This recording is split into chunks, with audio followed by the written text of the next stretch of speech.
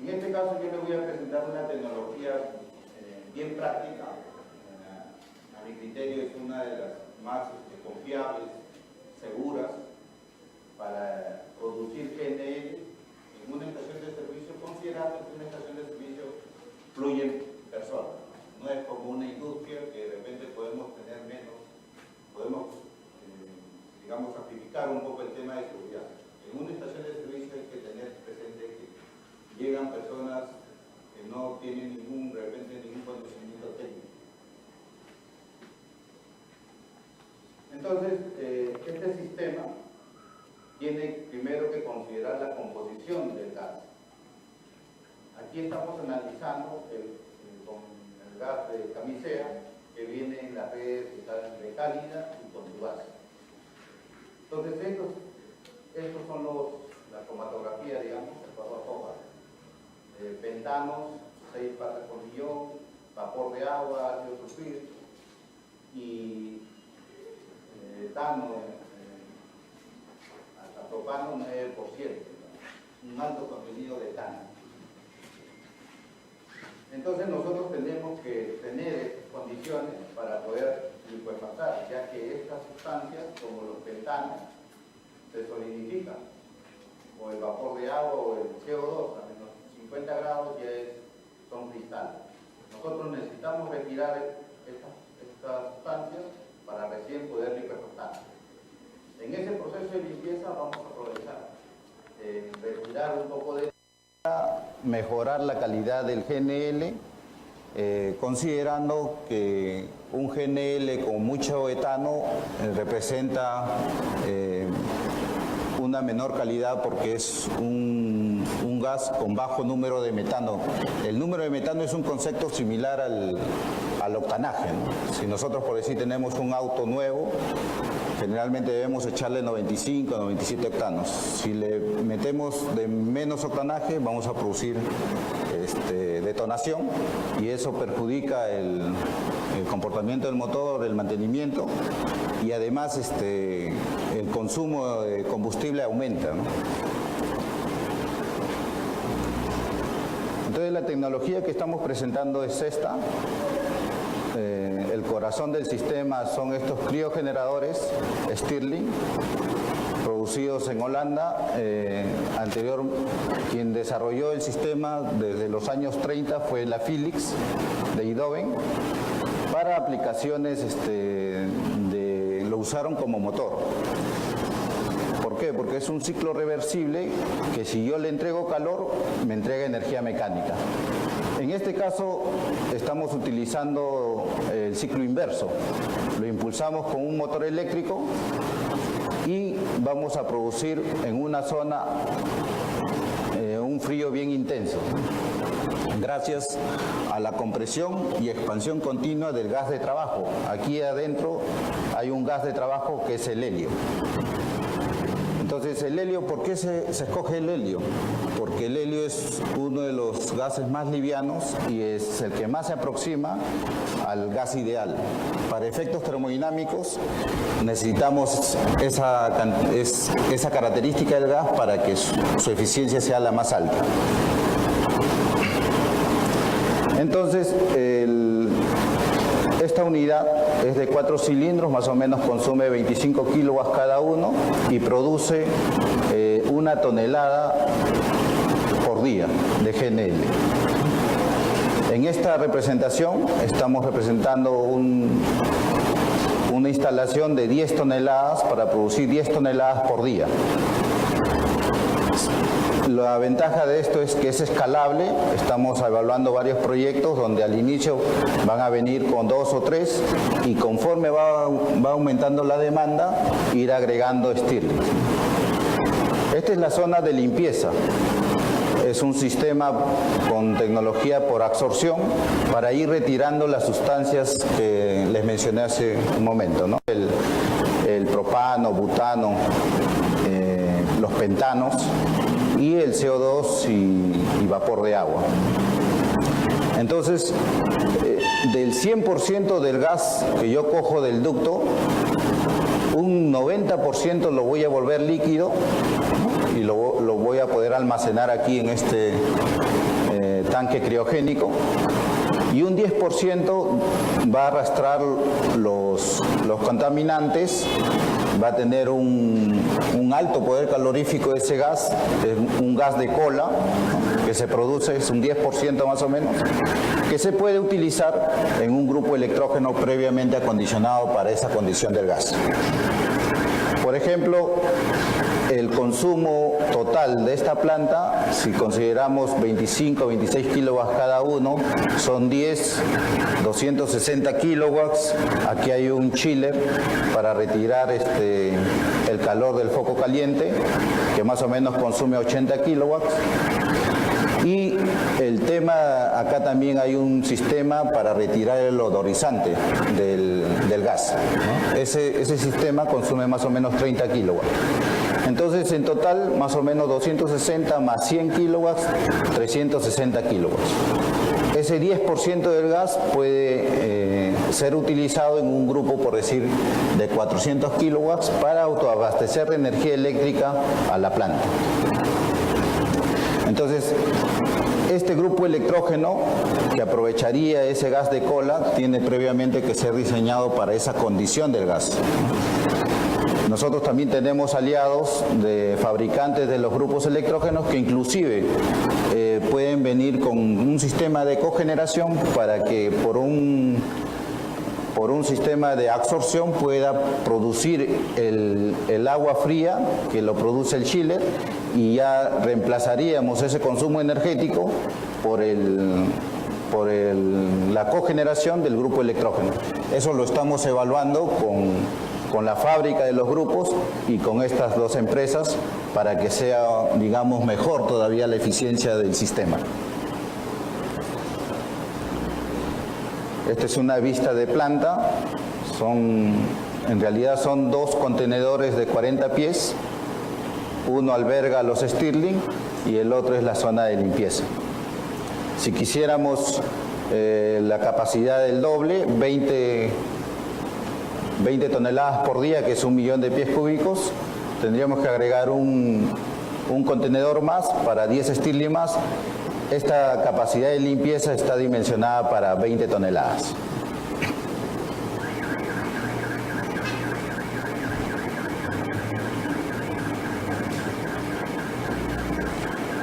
Estas son las curvas de producción. Aquí, por decir, nos damos cuenta que influye mucho en el consumo de la potencia la presión de ingreso del gas. Acá podemos identificar que vamos a trabajar óptimamente entre presiones de 16 a 20 bar. En esta región, justo es la característica de varias estaciones de servicio, las acometidas están recibiendo a esta presión y es donde el consumo energético es lo menor, ¿no? Es lo más óptimo. Esta curva verde es la producción de cada uno de los Stirling de 1 tonelada. Entonces, a esta presión también maximizamos la producción, minimizamos el consumo energético y maximizamos la producción.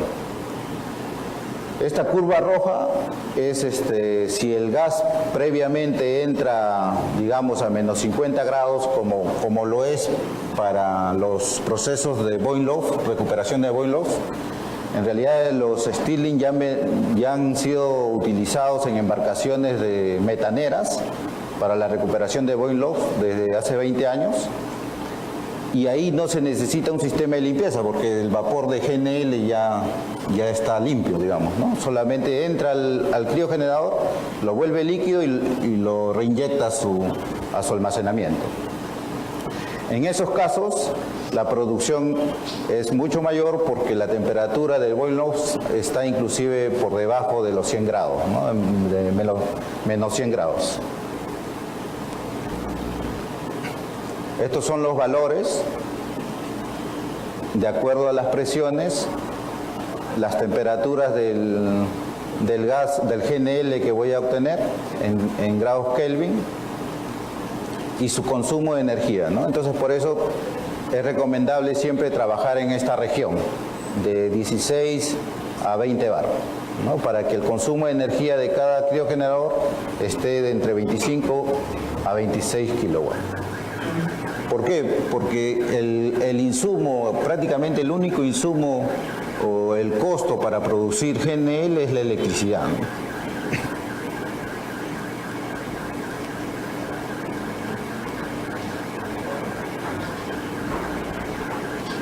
Bueno, les voy a dar cómo funciona el ciclo Stirling, ¿no? El ciclo Stirling en realidad es un invento anterior al ciclo Diesel y al ciclo Otto. Fue, digamos, dejada al olvido porque cuando surge el ciclo Diesel y el ciclo Otto conseguían desarrollar más potencia para aplicaciones automotrices siendo más compactos, ¿no? Pero no necesariamente más eficientes. El ciclo Stirling seguía siendo más eficiente, sino que necesitaban ser grandes, máquinas grandes, porque eran máquinas lentas. Entonces, la empresa que rescata el Stirling fue la Philips, en su negocio de radiodifusión. Necesitaba alimentar de energía eléctrica a sus repetidoras en zonas rurales, digamos, en Europa en esos años, ¿no? Entonces, el Stirling lo optimizan y lo hacen funcionar con un mechero de GLP, por decir, ¿no? Y funcionaba y generaba la energía eléctrica que se necesitaba para las retransmisiones. Pero se dieron cuenta que el ciclo, al ser el gas de trabajo, al estar encerrado y en vez de entregarle calor, lo impulsaban, se convertía en un criogenerador prácticamente exclusivo para llegar a temperaturas criogénicas en espacios tan pequeños.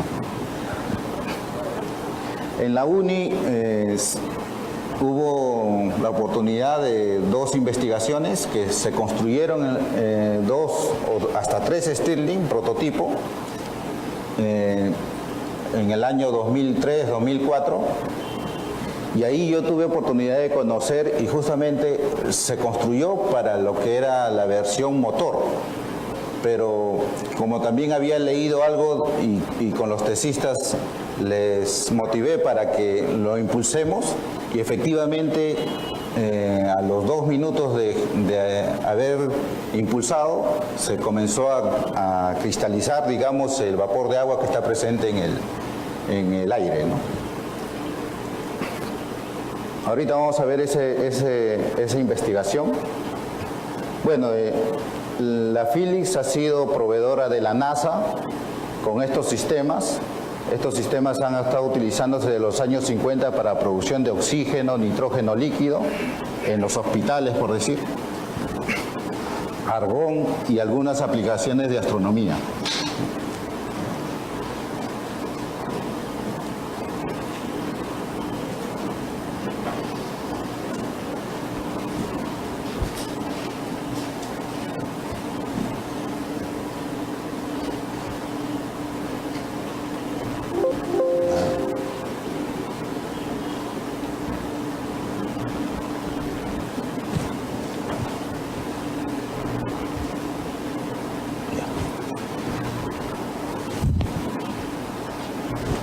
Internamente el Stirling está constituido por un pistón principal, un desplazador, ¿no? En este caso el helio transita, digamos, de una zona de alta presión a una zona de baja presión. En esta zona donde se expande es donde absorbe calor continuamente, ¿no? Como en un minuto más o menos 1800 veces pasa eso. El helio, al expandirse, va absorbiendo calor continuamente y le va retirando al gas natural que va entrando a esta cámara, le va retirando el calor, le va absorbiendo calor hasta llevarlo a menos 160 grados centígrados, y por gravedad ya comienza a licuarse, ¿no? Comienza a caer y depositarse en un recipiente.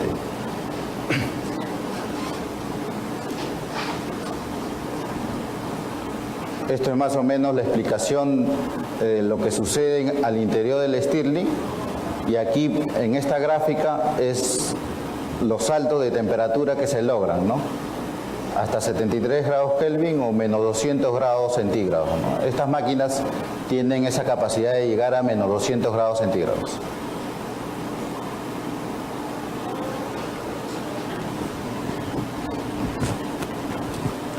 Aquí vamos a apreciar un pequeño video.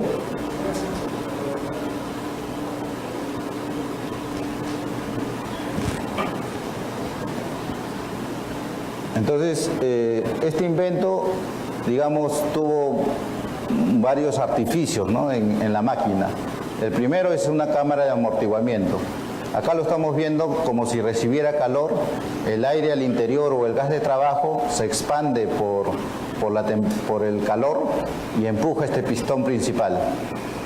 Entonces, Stirling agregó a este sistema un desplazador, ¿no? Con un eje que atraviesa un eje coaxial, digamos, del pistón principal. Y además hizo una conexión entre la zona caliente y la zona fría.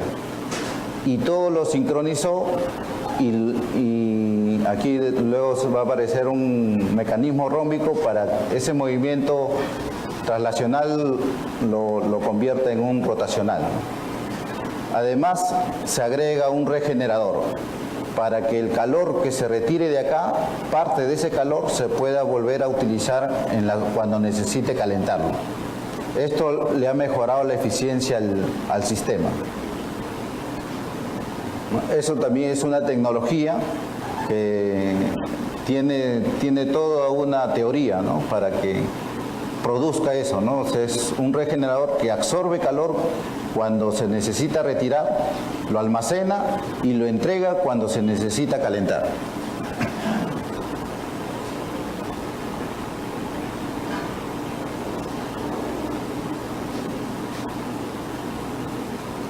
Este es el mecanismo rómbico.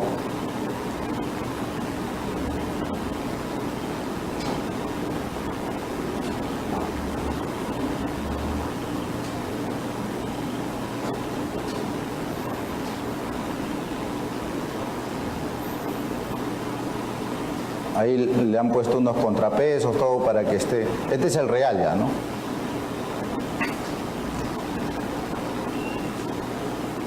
Este es el desplazador.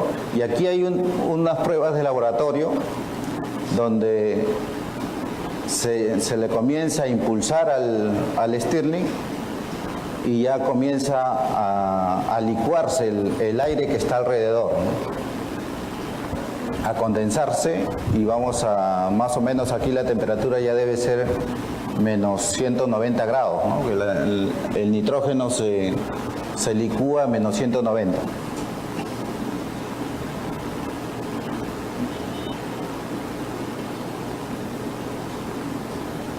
Ahí está el nitrógeno líquido, ¿no? Si lo invertimos, o sea, invertimos el giro, esta máquina que es un refrigerador se va a convertir en una bomba de calor. Ahí lo estamos invirtiendo el giro. Como el gas de trabajo sigue encerrado y si invertimos en los diagramas termodinámicos, en vez de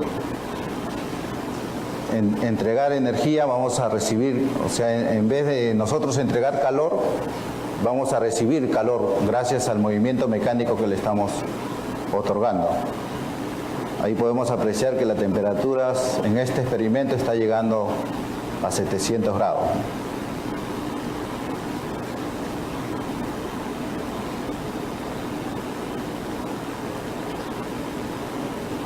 Se pone al rojo vivo el material, ¿no? Este es el motor que se construyó en la UNI. Aquí estamos en el hipódromo de Monterrico, que hay una planta de biogás. Lo hicimos probar con un poco de biogás. Y ahí ese motor lo tenemos ahí en la planta de biogás del hipódromo para poder mostrárselo si hay algún interesado.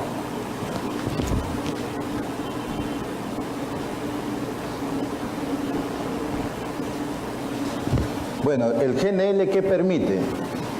Permite una cadena de valor, ¿no? La generación eléctrica, ahora con la ley de generación distribuida, hace factible, mediante el traslado del combustible, del gas natural concentrado 600 veces, como GNL, permite o hace factible ya la generación eléctrica en varias zonas aisladas o inclusive cercanas a la red. Estamos evaluando varios proyectos para minas inclusive, donde la generación eléctrica inclusive puede ser con cogeneración para algún proceso, ¿no?, industrial. Luego en las embarcaciones pesqueras, también además de permitir el uso o reemplazo del diésel en el funcionamiento del motor, también ayuda el frío del GNL para la conservación del pescado, por decirlo. El otro proyecto interesante también puede ser el tren de cercanías, que sea impulsado por GNL. Los camiones mineros, el siguiente expositor va a compartirnos. Sobre todo en los proyectos donde Caterpillar ya ha suministrado la flota de camiones con esta tecnología, ¿no? Mark Cobre y Quellaveco son los camiones donde Caterpillar ha puesto los modelos donde actualmente están funcionando 100% diésel, pero cuando ya haya una oferta de GNL van a poder reemplazar hasta el 85% del GNL, gracias a un sistema especial que han diseñado, seguro ahí más adelante lo vamos a ver.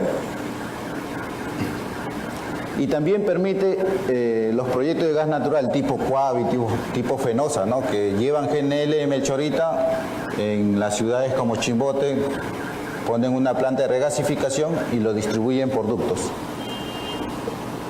Esto también puede representar una oportunidad para Cusco, porque en Cusco el problema es que es una zona arqueológica que es difícil tender redes, ¿no? Entonces, de repente se identifica manzanas de un barrio, por decir, y ahí regasificar y recién tender ductos dentro de esa manzana, digamos. Estamos evaluando una planta de producción de GNL en Quepachato para destinarlo a algunas poblaciones que necesitan, ¿no?, el GNL. Y bueno, el otro proyecto también es corredores viales interprovinciales, ¿no? Toda la costa puede funcionar para las líneas de transporte interprovincial, puedan ser abastecidas, ya sea en Lima, en Ica, y con el GNL de Melchorita que tenemos en Coavi en el norte y Fenosa en el sur, ¿no? Acá también estamos planteando el tema del GNL para mejorar la disponibilidad del servicio de los buses del Metropolitano. O sea, el tener el Metropolitano con GNB nos limita solamente a 300 kilómetros de autonomía. Con el GNL podríamos llegar hasta 1200, por decir, y en vez de estar yendo a cargar a la estación una o dos veces al día, tenemos autonomía para 2 o 3 días y tenemos mejor disponibilidad para el servicio. Además, podemos ya el problema que se ha suscitado en el verano del calor, de las temperaturas internas que ha llegado a 35, 37 grados. Entonces, al tener una mayor reserva de energía, ya podemos implementarle un sistema de aire acondicionado, digamos, para, aunque, digamos, disminuya 100 kilómetros la autonomía, cuando funciona GNB de 300 a 200, sí afecta, ¿no? Pero si tenemos una autonomía de 1200 que afecte a 1100, ya no es tan, no afecta y podemos mejorar el confort de las personas que usan este medio. Aquí tenemos las especificaciones de la marca Caterpillar para uso minero, ¿no? Acá el mismo fabricante está requiriendo un número de metano mínimo de 80. Cada camión tiene un tanque de almacenamiento de 2.442 litros o 645 galones.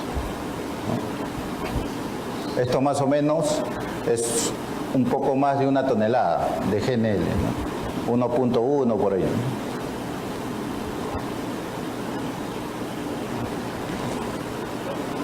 Aquí estamos simulando mediante este software para calcular el número de metano, ¿no? Si ponemos la composición del gas de Contugás o de Cálida, este software nos resulta que 78 es el número de metano que se está utilizando en el GNV, ¿no? En el GNV, digamos, para autos que son motores originales de gasolina, donde la relación de compresión es 11:1, no se está sintiendo el efecto, ¿no? Pero en los buses del Metropolitano, que son motores exclusivos a gas, son motores de ciclo Otto, la relación de compresión es 12, casi 12:1. Entonces, ahí se está sintiendo este efecto, ¿no?, del número de metano bajo y ya ahí creo que van a cambiar a la flota, le van a cambiar todos los motores, ¿no?, porque las culatas, las válvulas están bien averiadas. Nuestro sistema podemos obtener números de metano de 83, 85, inclusive hasta 90. Claro, en el gas de cola que les mencioné que era el 10%, vamos a necesitar o vamos a obtener un número de metano de 83, por decir.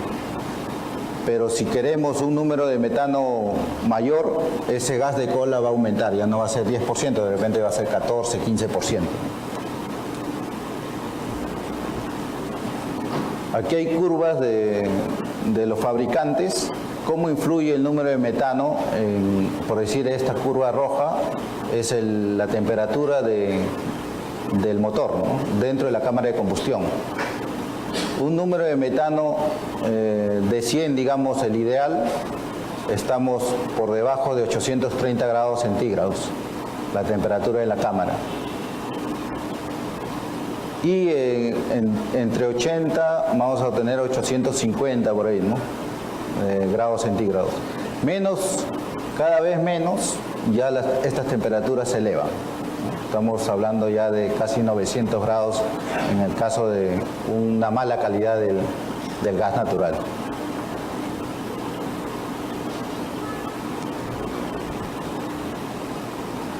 Aquí también muestra que la mejor región para trabajar el número de metano es a partir de 82, por ahí, ¿no?, 83. Lo mínimo que es tolerable, digamos, es 78.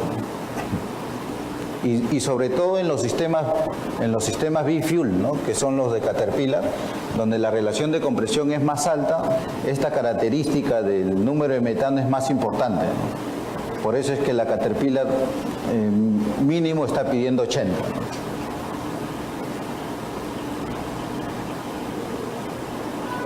Esta es la región, digamos, crítica. A partir de 80 ya es la región más óptima, ¿no?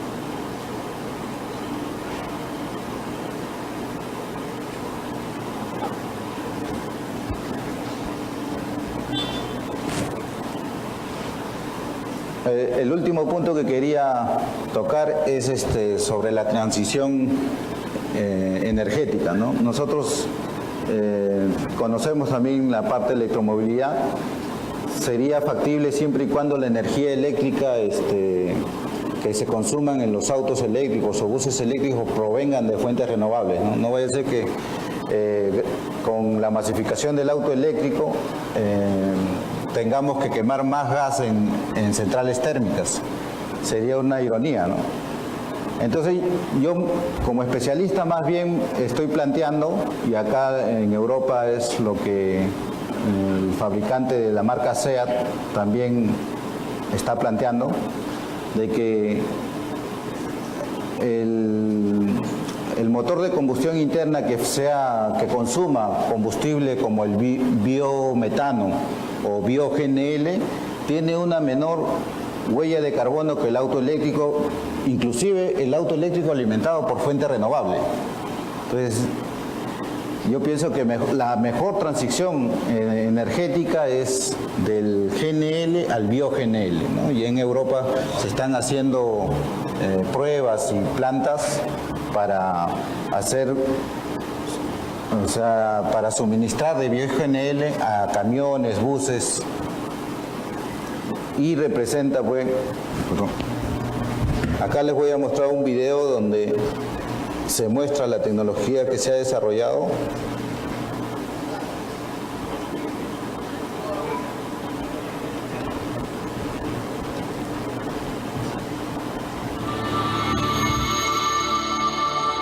Estuvimos presentes en la inauguración de esta planta, es en Troya, al sur de Italia. Como ven, hay un parque inmenso de bosque eólico, habrá como 20.000, 30.000 aerogeneradores.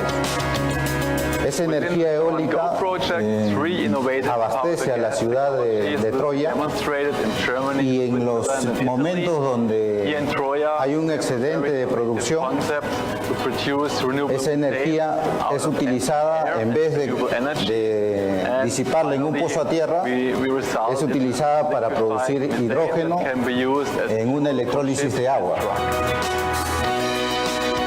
En esta zona se hace la producción de hidrógeno. Entonces, al tener hidrógeno ya tenemos un combustible en realidad, ¿no? Pero el hidrógeno todavía su técnica de almacenamiento y la seguridad todavía está, digamos, desarrollándose, ¿no? Entonces, a ese hidrógeno lo podemos convertir en metano, pero necesitamos CO2 para hacerlo reaccionar con el hidrógeno catalíticamente y producir metano. Ese CO2 necesario en este sistema, en esta planta, lo absorben del aire. El aire cada vez está más contaminado, tiene más CO2 en su composición, y ambas sustancias producen el metano. Ese metano finalmente es liquefactado mediante un sistema Stirling para abastecimiento a camiones o buses que transitan en esa zona.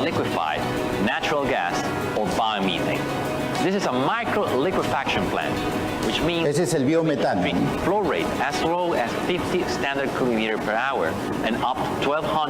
Esta es una forma de producción de biometano. La otra forma es a partir del biogás de los desechos orgánicos.